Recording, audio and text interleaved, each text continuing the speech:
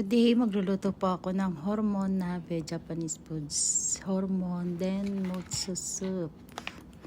Yan po yung magiging soup natin na ilalagay ko. Then, yan po yung chili pepper ring. Yan po siya. Sa mahilig po sa maanghang, yan, pwede pong damihan. Ako, konti lang pong ilalagay ko. Then, spring onion, garlic leaves, chips. Then garlic slice, cabbage. Ito po in-slice ko ng maliliit. Cabbage.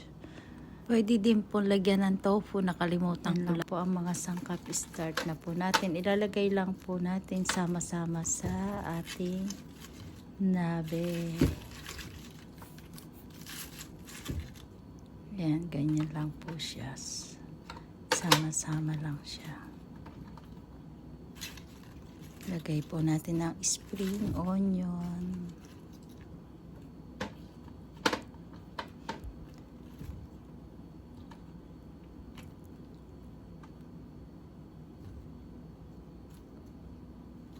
Then, isunod na po natin ang ating hormone. Ano po siya? Pork hormone. Ini-boil ko na po siya.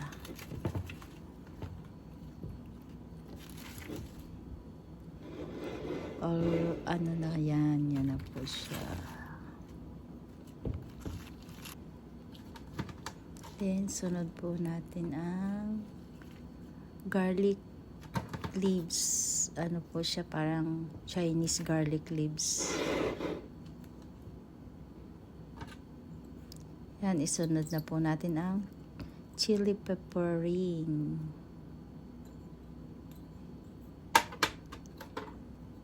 Then, garlic slice. Sa ibabaw lang po natin siya ilagay.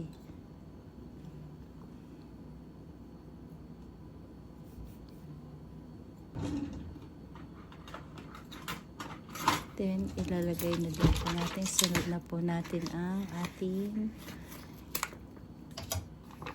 mutsu nabe na soup. Marami pong nabibiling soup na ganyan para sa hormone nabe. Yan.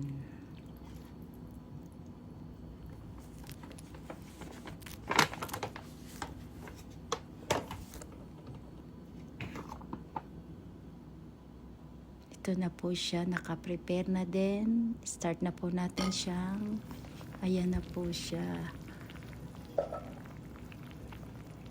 Palambutin natin siya ng mga gulay. Almost done na po siya. Pwede na po natin siyang kainin. Wow. Yummy.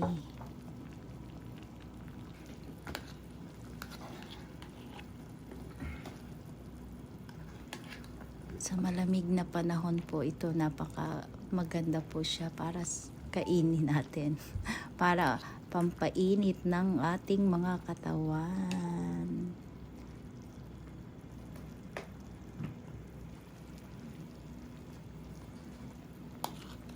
Hormone nabe ang tawag po dyan, Japanese foods.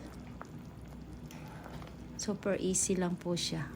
Sama-sama lang natin, tapos pakuluan lang po, lagyan po ng mutsu soup. Then, ayan na po siya. Please like.